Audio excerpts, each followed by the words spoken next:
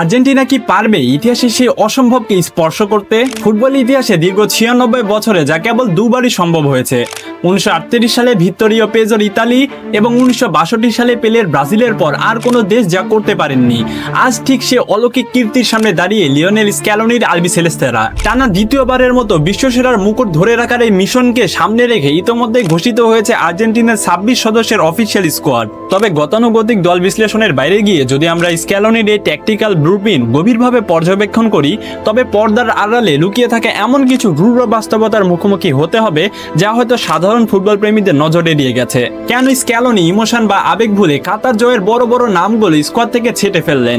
কেন এই দলটির সফলতা এবার শুধু লিওনেল মেসির জাদুর ওপর নির্ভরশীল নয়, আর ব্রাজিলের লিগে খেলা এক আনসাং হিরো কিভাবে হয়ে উঠতে পারেন আর্জেন্টিনার এই মিশনের তুরুপের তাস? চলুন আজকের এই ভিডিওতে তা জানা যাক। দ্য গ্রেট ফিল্টারিং 2022 বনাম 2026। লিওনেল স্ক্যালোনি দলের সুযোগ পাওয়ার ক্ষেত্রে একটি কঠোর বার্তা পরিষ্কার করে দিয়েছেন। নাম কিংবা অতীতের গৌরব নয়, পারফরমেন্সই শেষ কথা। কাতার বিশ্বকাপে সে মহাকাব্যিক জয়ী দল থেকে এবার 18 জন ফুটবলার নিজেদের টিকিয়ে রাখতে পেরেছেন, যার বিপরীতে জায়গা করে নিয়েছেন 8 জন একদম নতুন মুখ। আর্জেন্টিনার আক্রমণ ভাগের অন্যতম প্রধান স্তম্ভ এবং বড় ম্যাচের রূপকার আনহেল দি মারিয়া আন্তর্জাতিক ফুটবল থেকে অবসর নিয়েছেন। তার এই অনুপস্থিতি স্কোয়াডের উইং পজিশনে একটি বড় শূন্যতা তৈরি করেছে। এর বাইরে ইনজুরি এবং সাম্প্রতিক ফর্মহীনতার কারণে দল থেকে ছিটকে গেছেন মার্কুস অ্যাকুনিয়া, জার্মান পেটসেলা এবং অভিজ্ঞ গোলকিপার ফ্র্যাঙ্কো আরমানি। তবে সবচেয়ে বড় চমক ছিল পাওলো দিবালা এবং আলেহান্দ্রো পাপু গোমেজের মতো তারকাদের বাদ পড়া। অন্যদিকে রিয়াল মাদ্রিদে যোগ দেওয়ার পরে সেই লেভেলের ইম্প্যাক্ট ধরে রাখতে না পারায় 18 বছর বয়সী হাইপ ওয়ান্ডার কিড ফ্র্যাঙ্কো মাস্তান্তুয়ানোকে দলে রাখেন স্ক্যালোনি। স্কোয়াডে তরুণ এনার্জি এবং গতি বাড়াতে স্ক্যালোনি ভরসা রেখেছেন সিরিয়া কাপানো নিকো পালস, তরুণ left back Valentino Barco, Giuliano Simeone, Thiago Almada এবং ব্রাজিলের পালমেইরাস মাতানো হোসে সাইকো লোপেজের ওপর। এবার চলুন পজিশন ভিত্তিক পুরো স্কোয়াডকে দেখে নেওয়া যাক এবং তাদের রিসেন্ট পারফরমেন্স কেমন তাও দেখে নেওয়া যাক। গোলকিপিং the unshakeable wall Emiliano Dibu Martinez. Qatar বিশ্বকাপে সেই 123 মিনিটের অবিশ্বাস্য সেভ দিয়ে যিনি আর্জেন্টাইনকে বাঁচিয়েছিলেন, সেই দিবুই দলের 1 নাম্বার চয়েস। সাম্প্রতিক ফর্ম বিবেচনা করলে তিনি এখন আরও অপ্রতিরোধ্য। মাত্র কয়েকদিন আগে অ্যাস্টন ভিলার হয়ে তিনি উঁচিয়ে ধরেছেন ইউএফএ ইউরোপা লিগ 2026-এর ট্রফি। সবচেয়ে অবিশ্বাস্য বিষয় হলো ফাইনাল ম্যাচের ঠিক আগের ওয়ার্ম আপে তার হাতের আঙুল ভেঙে গিয়েছিল, কিন্তু সেই ভাঙা আঙুল নিয়ে তিনি পুরো 90 মিনিট খেলে দলকে চ্যাম্পিয়ন বানিয়ে মাঠ ছাড়েন। আর এই ট্রফি জয়ের মাধ্যমে নিজের ক্যারিয়ারের খেলা 7টি ফাইনালের 7টিতে জেতার এক অতি মানবীয় রেকর্ড অক্ষুণ্ণ রাখলেন এই গোলকিপার।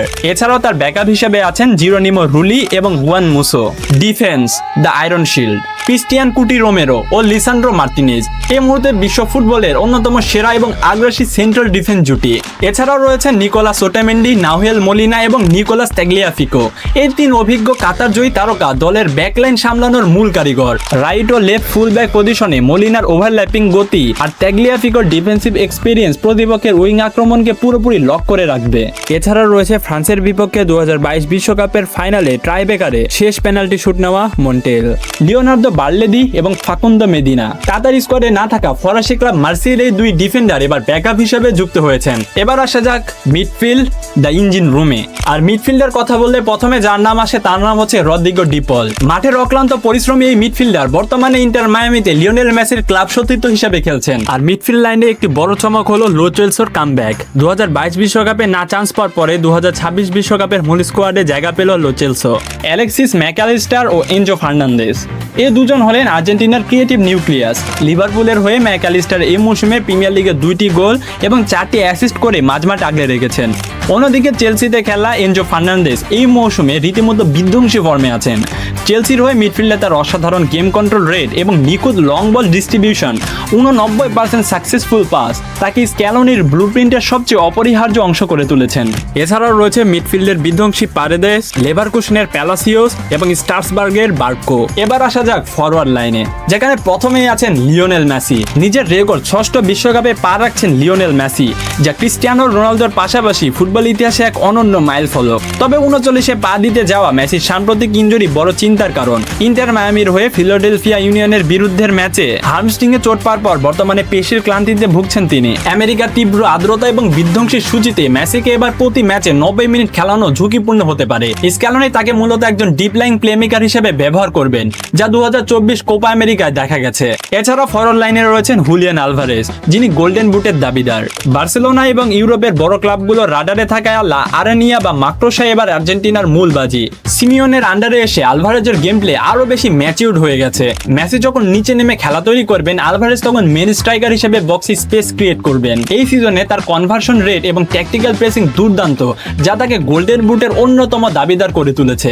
এছাড়াও অ্যাটাকিং লাইনআপের আরো একটি চমক হলো তরমুজ ব্যবসায়ী অর্থাৎ দিয়েগো সিমিওনের ছেলে জিয়ানলুকা সিমিওনে। লাউতারো মার্টিনেজ কাতার বিশ্বকাপের অফ ফর্ম ভুলে এল তোরো এখন বিশ্বের অন্যতম সেরা ফিনিশার। সদ্য সমাপ্ত 2025-26 সিরিয়া মৌসুমে ইন্টার মিলানের হয়ে 17টি গোল করে তিনি টানা দ্বিতীয়বারের মতো লিগের সর্বোচ্চ গোলদাতা শিরোপা জিতে নিয়েছেন।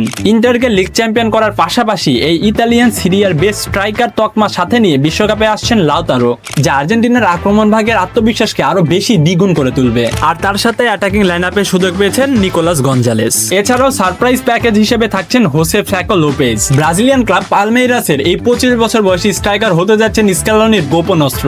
2026 রানিং মৌসুমে পালমেইরাসের হয়ে সব প্রতিযোগিতা মিলিয়ে তার ঝুলিতে রয়েছে 14টি গোল এবং 9টি অ্যাসিস্ট। নিকোপাস ও থিয়াগো আলমাদা কিংবদন্তি সেস ফ্যাব্রেগাসের অধীনে ইতালিয়ান ক্লাব কোমোর হয়ে নিকোপাস এই মৌসুমে সিরিয়াতে রীতিমতো রূপকথা লিখেছেন। আক্রমণাত্মক মাঝমাঠে খেলে এই 21 বছর বয়সী তরুণ লিগে 12টি গোল এবং 6টি অ্যাসিস্ট করেছেন। এই তো গেল আর্জেন্টিনার ফুল স্কোয়াড রিভিউ। এখন মূল প্রশ্ন, আর্জেন্টিনা কি পারবে তাদের ব্যাক টু ব্যাক এই ওয়ার্ল্ড কাপ জিততে? ইতিহাসের দিকে তাকালে দেখা যায় ফ্রান্স 2022 সালে খুব কাছে গিয়েও টাইব্রেকারে দিবু মার্টিনেজের কারণে এই এলিট ক্লাবে যোগ দিতে পারেনি। কাগজে কলমে আর্জেন্টিনা গ্রুপ পর্বে আলজেরিয়া, অস্ট্রিয়া এবং জর্ডানের মুখোমুখি হবে, যা টপ কানও তাদের জন্য বেশ কোনো কঠিন কাজ নয়। কিন্তু আসল চ্যালেঞ্জ আসবে নকআউট পর্বে। ফ্রান্স, স্পেন, পর্তুগাল বা ইংল্যান্ডের মতো ইউরোপিয়ান পাওয়ার হাউসগুলো অত্যন্ত গতিশীল এবং কাউন্টার অ্যাটাকিং ফুটবল খেলছে। যদি স্ক্যালোনির দল ম্যাচের ওপর থেকে অতিরিক্ত চাপ কমিয়ে আলভারেজ ও লাউতারোর দিকে গোল করাতে পারে এবং মিডফিল্ডে বল পজিশন ধরে রাখতে পারে, তবে Argentina back to back world cup জেতার সম্ভাবনা অনেক স্ট্রং। সময় এবং মাঠের পারফরমেন্সই বলে দেবে স্ক্যালোনির এই স্কোয়াড ফুটবল ইতিহাসে নিজেদের নাম অমর করে রাখতে পারবে কিনা।